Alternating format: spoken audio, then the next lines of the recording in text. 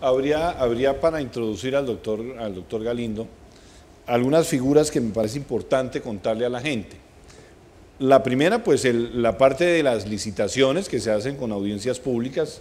Tenemos inclusive algunas imágenes de cómo son estas audiencias públicas. La otra son los convenios de aporte, que la gente no sabe mucho que hay muchas instituciones privadas o, bueno, del Estado, de otros estados internacionales, que dicen, vea, yo aporto una parte, el bienestar aporta otra, la comunidad aporta otra. Me parece una figura muy interesante que se la contemos a la gente. Y la otra, pues los convenios interadministrativos que se hacen igualmente con entidades que pueden responder y que tienen la suficiente seriedad y el peso, pues, como por ejemplo organizaciones como la OIM, que son organizaciones internacionales muy grandes y que pueden prestar un apoyo importantísimo al bienestar. Me parece que son figuras que, en términos muy elementales, doctor Galindo, hay que explicarle a la ciudadanía. Claro que sí, Francisco, muchas gracias, señora directora, estimada audiencia, señores del cuerpo directivo del bienestar familiar. Lo primero, y antes de introducirnos en el tema de la contratación, quiero dejar un testimonio. Yo estoy vinculado como asesor del instituto desde hace cerca de 2 años. He tenido la alegría de participar en el desarrollo de unos programas de una institución que le llega a tantos y tantos colombianos en circunstancias de dificultad. He tenido la posibilidad de estar presente y al frente de lo que es el esquema de contratación del Instituto Colombiano de Bienestar Familiar. He podido darme cuenta de la fortaleza que tiene tanto la oficina jurídica, la dirección general, para llevar a cabo estos procesos de contratación. Hay unas instrucciones de la dirección en temas de transparencia, en temas de eficiencia, en temas de supervisión de los contratos, buscando efectivamente lograr los mejores socios para cumplir con las necesidades y satisfacciones que tiene que dar el instituto. Entonces han sido 2 años de trabajo intenso al interior del Instituto Colombiano de Bienestar Familiar en desarrollo justamente de mi trabajo, que es asesorar en los procesos de contratación del instituto. Por esa razón puedo efectivamente dar constancia, testimonio de todo lo que ha venido haciendo el instituto con el fin de mejorar, con el fin de desarrollar cabalmente los principios de transparencia, el principio de selección objetiva, de pluralidad de oferentes que deben estar presentes al interior del instituto. Y antes también de ingresar en la temática de contratación, pienso que es necesario ambientar cuál es la trascendencia del Instituto Colombiano de Bienestar Familiar para que la gente pueda entender el tema de contratación. Porque aquí no se trata de que entremos a mirar cuál es la norma A, la norma B que aplica, sino simplemente explicarle a la ciudadanía cuál es la magnitud del Instituto Colombiano de Bienestar Familiar, lo que maneja para entender efectivamente cómo tiene que llevarlo a cabo, cómo tiene que traducirse esos bienes y servicios para que lleguen efectivamente a sus destinatarios. Entonces, lo primero, recordemos que el Instituto Colombiano de Bienestar Familiar es un establecimiento público creado por la Ley 75 del año 68 con una misión fundamental, y es la protección y defensa de la primera infancia, de la adolescencia y de la familia colombiana. Con base en eso, el instituto sirve de coordinador, de eje fundamental para manejar algo que está dentro de la estructura del Estado y que es el Sistema Nacional de Bienestar Familiar.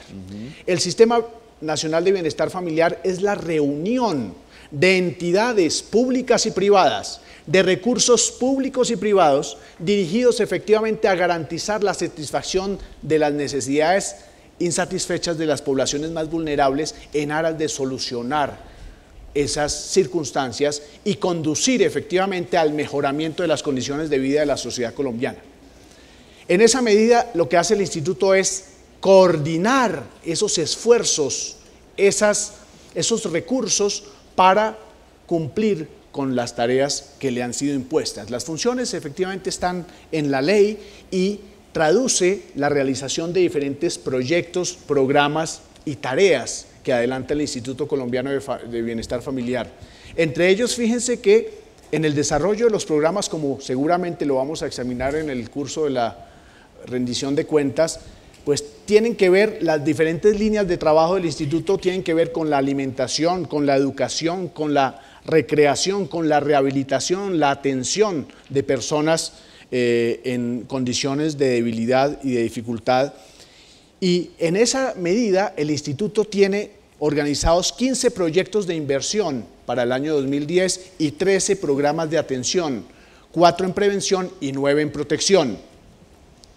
Esos proyectos que, como les digo, tienen que ver con la protección de las personas en condiciones de dificultad, de niños, niñas, adolescentes, adulto mayor, van a recibir diferentes productos y bienes y servicios a través de ¿qué? A través de la contratación que tiene que hacer ese coordinador del Sistema Nacional de Bienestar Familiar, que es el Instituto Colombiano de Bienestar Familiar. En desarrollo, efectivamente, de esos proyectos, el instituto no solamente tiene que organizar, construir, dotar, poner en funcionamiento jardines infantiles, sedes de atención a la comunidad, tiene que llevar a cabo programas nacionales de manejo de la información, efectivamente para atender a esa población, tiene que producir y distribuir bienestarina, tiene que promover la defensa de los derechos y de los deberes, tiene que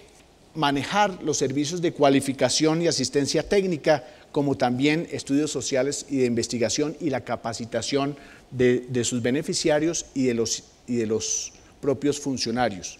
Todo eso efectivamente no lo puede hacer solo. El Instituto Colombiano de Bienestar Familiar no es una empresa como podría ser una empresa privada, no es una fábrica que produce una serie de bienes, no. El instituto es un coordinador de recursos y justamente para prestar sus servicios y atender a sus comunidades tiene que contratar con terceras personas el cumplimiento efectivamente de esos deberes para llevar a cabo. ¿Cuántos contratistas tiene el ICBF? Hablar de contratistas pues son muchos, o sea, contratos simplemente para que lo sepamos. Por año, el promedio de contratos que se firman al año en el Instituto Colombiano de Bienestar Familiar son cerca de 16.000 en promedio, por año. Digamos que hemos venido avanzando en un descenso de números de contratos, agrupando, haciendo una estrategia gerencial clara, y es poder hacer rendir cuentas al ejecutor de los recursos públicos del bienestar familiar. Si los dispersas en múltiples operadores, más difícil de controlar. Muy localmente, cuando llegas a 125.000 puntos de atención, la estrategia ha sido agrupar, por supuesto dando participación a operadores locales, agrupar y permitir que se puedan, digamos, ser adjudicatarios del contrato por convocatoria pública, así sea contrato de aporte, pero a través de mecanismos de seguimiento más estructurados, más sólidos, más documentados, con unas guías de seguimiento para supervisores, para interventores y con algo que también es importante mencionar, y es la posibilidad de que se multe. En los recursos sociales que encontramos en el bienestar familiar no existían las multas. Los jefes jurídicos de las regionales no saben multar. Es más, buscan los mecanismos para evitar una multa. Entonces, informalmente llegaban a acuerdos con los operadores locales pequeños, muchos comunitarios, unos fuertes, otros no tanto, y no se podía rendir cuentas ni asegurar la inversión. Cuando tú los organizas con responsables, con NIT, con experiencia, con una cara visible, con una empresa y un nombre que arriesgar, con una póliza de seguros, detrás de todos los operadores hay una póliza de cumplimiento de la oferta y una póliza de cumplimiento y calidad del contrato. Entonces, exigir a través de esos instrumentos jurídicos que efectivamente los recursos lleguen, que efectivamente se cumpla el objeto del contrato y que cuando no se cumpla sea requerido un contratista, sea requerido la aseguradora y si no hay respuesta aceptable, efectivamente multarlo. Y si no cumple, a partir de estas medidas, ya más adelante nos explicará en mayor detalle el doctor Galindo, pues tomar las medidas para la terminación del contrato, inclusive para la caducidad. Hemos caducado contratos de alimentación escolar cuando no ha habido el efectivo cumplimiento. Recuerdo uno en Caldas, recuerdo un proceso en el departamento, en la Regional Atlántico, y eso ha sido un proyecto permanente de asistencia técnica del grupo jurídico con los consultores, particularmente el doctor Galindo, en los 2 últimos años, acompañándonos en ese proceso de cumplir lo que señala la norma y efectivamente si el contratista no cumple, pues declarar el incumplimiento del contrato y el resto de medidas. Entonces pasamos de alrededor de 26.000 contratos en el año 2006 a 17.000 para el año 2011, para prestar aproximadamente en ejecución 800.000 millones de pesos más. Es decir, se ha disminuido el número de contratos y el volumen de recursos ha aumentado y el volumen de beneficiarios ha aumentado en programas como el adulto mayor, el programa como la alimentación escolar, el programa de desayunos infantiles con amor, que pasó de 0 en el año 2002 a universalizarse la atención en el 2010 con una inversión de 200.000 millones de pesos aproximadamente y que se hace con un mecanismo jurídico definido que es la convocatoria a través de la bolsa mercantil para hablar de este modelo de contratación. Entonces, un modelo que se selecciona bien, que se puede seleccionar, garantizar buena selección, monitoreo y evaluación, inclusive en algunos casos sanción cuando se necesita. Un poco le estoy tratando de resumir lo que nos está diciendo la directora. Doctor Galindo, sí. Antes de seguir con usted vamos a entrar a una pequeña pausa de mensajes institucionales. Les voy a recordar nuestros teléfonos porque cuando vengamos vamos a darle ya participación a la ciudadanía un poco para que vamos interlocutando con la directora de Bienestar, con el doctor Galindo.